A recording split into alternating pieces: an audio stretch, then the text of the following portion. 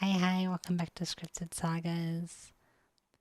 Today we're going to be starting our second episode where we're going to be focusing on a personal favorite game of mine, Fable 2. Fable 2, in case you haven't heard of it, is possible.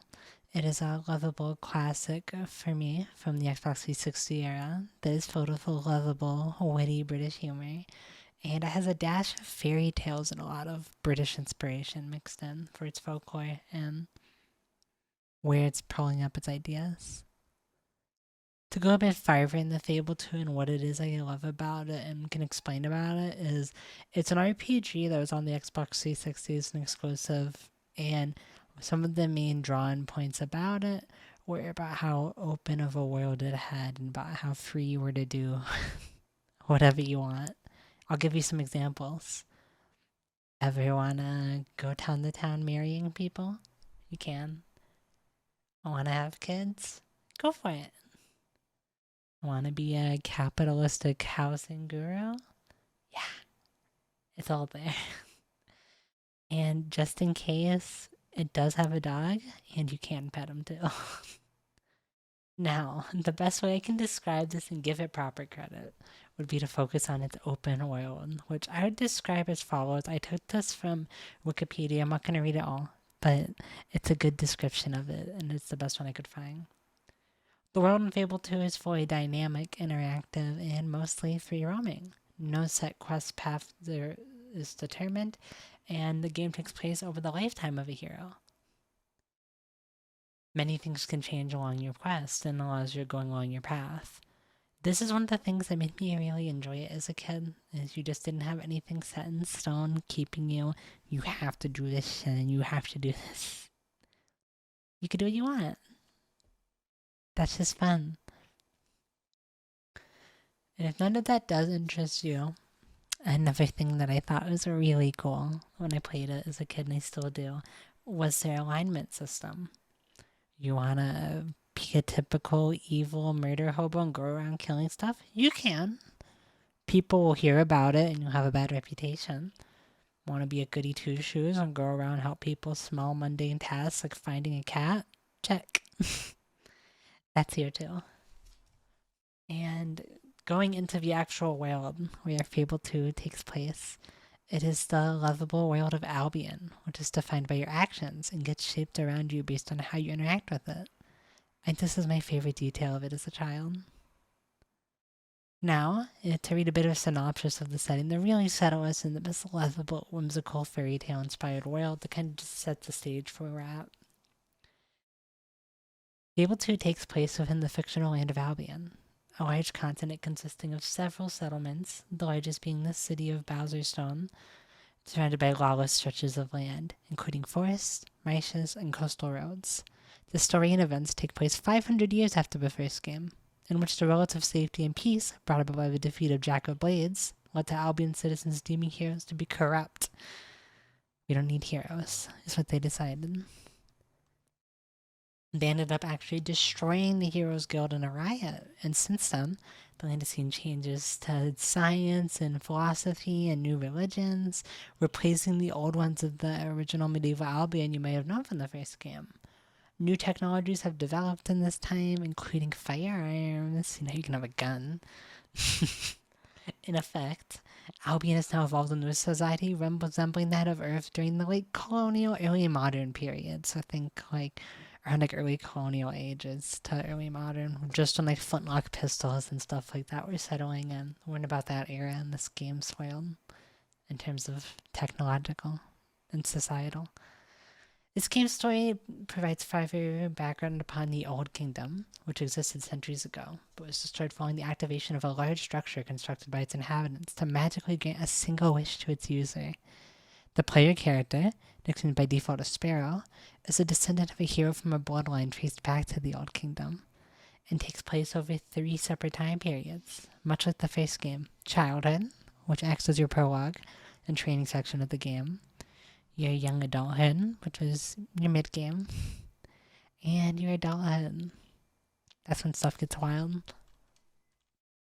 But to boil this all down, to kind of take all of this information and make it nice and short, Heroes got painted as bad guys after a bad person was taken out, and society said, we don't need them. And they decided to move on. Now, we can go to the fun part of these videos that I love most, which is talking about the literature of the world and actually focusing on what we can find within it. So looking at the amount of books that the game had, there was a total of 110 books. A thing of note is 24 of these 110 books were for skills. So, not including the DLC, there's about 76 readable objects, which is pretty impressive to have 76 objects you can read, which is still very wow. The breadth of these books range from dog trick books and expression books for those 24 that we're leaving out. But we still have over 70 books that give us a bit of a teaser and look into the world around them. And I decided to boil it down to one or two from some of the categories on the wiki and to read what it actually would say in game. And we're just going to read it, talk about it, and see how we feel. I just love looking at these for old games I like. Okay, the first section is going to be a little risque. It is the risque material. It is a book that was written in the game called Cold Lips. A book by the in-world best-selling author Meredith Sock. This erotic novel by best-selling author Meredith Sock tells the story of Edwarda, the beautiful maid of a wealthy household who ruthlessly sleeps with every family member to get what she wants. Talk about spicy. Edwarda climbs her way through the service ranks to become the personal aide of Lady Sickly. That name. Lady Sickly is found murdered. All fingers point to the voluptuous maid, but did she really poison her mistress so that she could marry Lord Sickly? Or has she been framed by one of her jealous lovers? Only Randy the gardener knows the truth. Despite receiving scathing reviews, Cold Lips is a runaway hit with the many servants who toil behind the scenes of Fairfax Gardens, which is a place with servants, like a rich little... I think Fairfax was a little, like, palace, if I remember right. It's been a while. And I guess the servant crowd really did see it as a way of escaping and daydreaming of something that they wish I could have, huh? But besides the risky fun of a woman going through a noble household and sleeping with every family member to get what she wants, I couldn't help but laugh and enjoy myself reading it.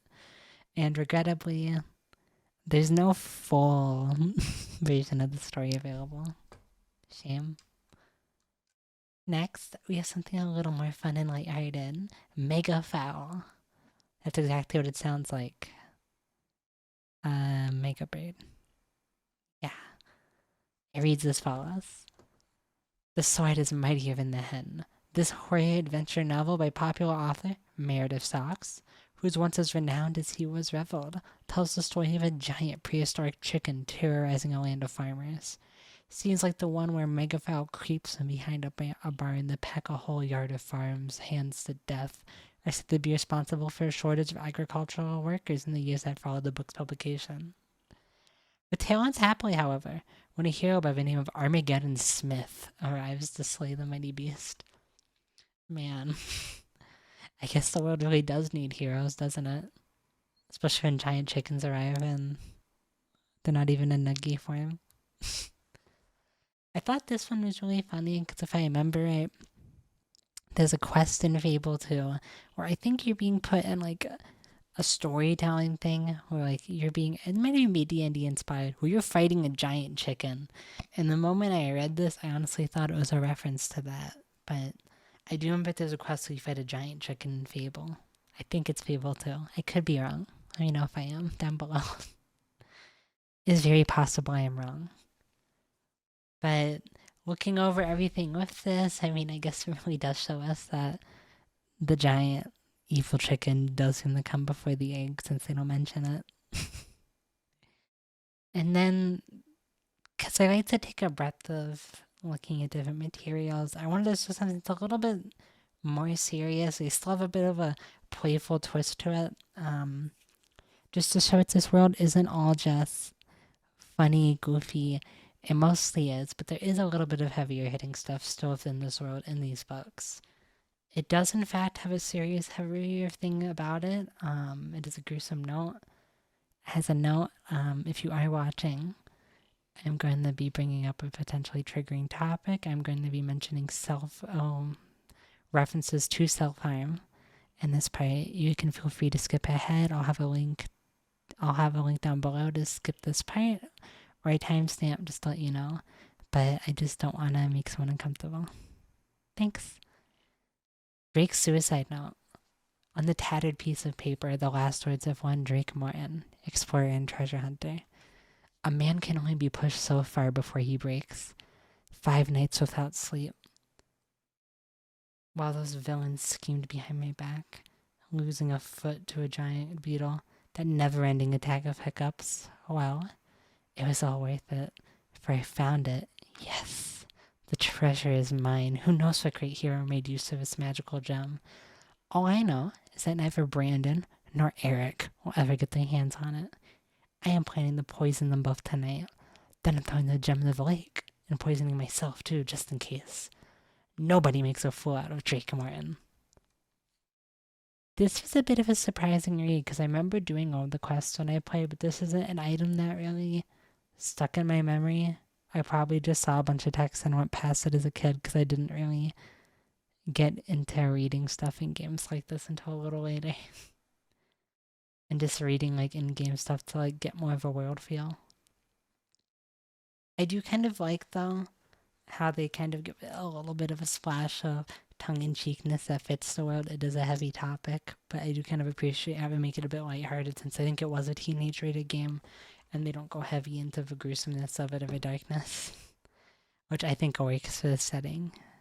Next, we have something a little bit more lighthearted to help get towards wrapping up our showcase of these books in Albion.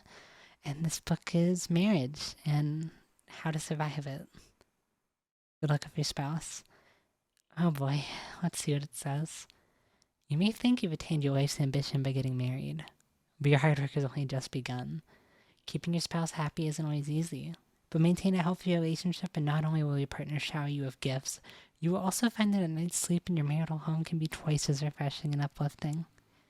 Your job is to provide a home your spouse feels comfortable in, and making sure there's always gold for general expenses. Whatever you do, don't leave an annoyed spouse behind when you go off to explore the world. Things will only get worse. Follow this advice, and you'll be happily married for years to come. Now, have you thought about kids? I love the message of this book because it's really wholesome and a sprinkle of goofy, but compared to what I expected when I was reading this, it's just the right amount of goofy and tongue-in-cheek about how they nudge and play fun at marriage while giving a positive message. There's nothing saying marriage is bad in this. You could say like you're bringing gold as like enough gold could be like, yeah, but you get the same thing if you're male or female if you read it, so it's not like it's gender based or anything, which I think is good, really good. But yes, it's one of the books you can find in in a bookstore called Burning Fiction, if I remember right, and Fable 2. And we do have one more book to cover. It is a bit more focused on the plot and actually what's going on in the world, and I think it's important to do one of these if we're doing these, because they shouldn't all be goofy and funny. We at least want to do one that shows how they're doing more in-depth storytelling and giving us a feeling of how the world is and how people are. And the one that stood out to me the most when I looked over the wiki and just saw all the books was The Fall of the Guild. The book was written as an excerpt of countless tracts that circulated in Albion before the destruction of the once beloved Heroes Guild. So this sort of went on before the events of our game in Fable 2. At some point in the 500 years between, well, leading up in that time period, probably the later in the 500 years of the time between Fable 1 and Fable 2. Citizen, are you tired of fawning over your house? Not out of love. Wait. Citizen, are you tired of fawning over heroes? Not out of love, but fear? Tired of heroes receiving special privilege? Tired of being a second-class citizen? This is a call to action. Join the Oakville Anti-Hero League today. Heroes once protected Albion, but in the absence of great threats of old, threats like Jack of Blades, heroes protect us from nothing. Instead, they menace, extort, and bully the people they once served. It is time to turn our backs on these relics of another time and set our sights on the future. Ask yourself, whom shall we thank for prosperity of our age? Heroes? No. Engineers, doctors, inventors, and natural philosophers. These people give us larger and safer cities, healthier crops, cleaner water, longer and fuller lives. The people can solve their own problems. The Heroes Guild is no longer needed nor wanted. In Albion, we will deliver this message by force if necessary. In the age of the firearm, we do not need heroes, nor shall we fear them.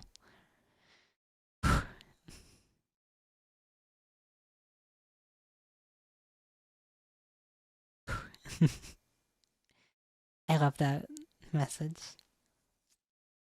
I like this one especially because it comes across as a message of people being tired of relying on kind of these hard to tell what they're gonna do heroes, which can be all shades and come from all different expectations and why they're doing it, and they kind of just want to trust themselves and the citizens and be able to defend themselves and work together and not rely on these strange people going up and like, I'll save you. And I thought this was kind of actually a bit of a sweet, interesting message, and I thought this was actually a bit of like a sweet, interesting message, and I thought it was a cool take since it helps to show how the people are feeling and the stuff that led to them no longer wanting to be associated with the heroes and have the Heroes Guild. And it helps show the unrest too, and how civilians feel more energized and powerful with the rise of the firearm. They feel like they don't need someone to protect themselves. And I think that's an important factor. With the introduction of guns, a little easier to defend yourself than with a sword.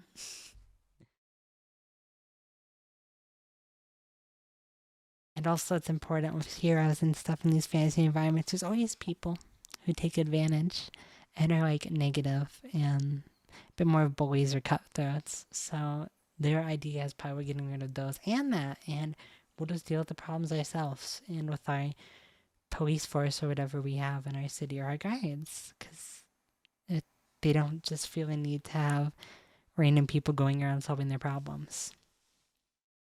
And I think it was an important thing to help set the stage a bit, but that about wraps up our tale. As always, I'm your lovable sheep librarian, Autumn Fuchsia, and I hope this interesting bit of information, the small stories I recited, and nerding out was fun for you to listen to. See you on the next episode of Scripted Sagas. Bye bye.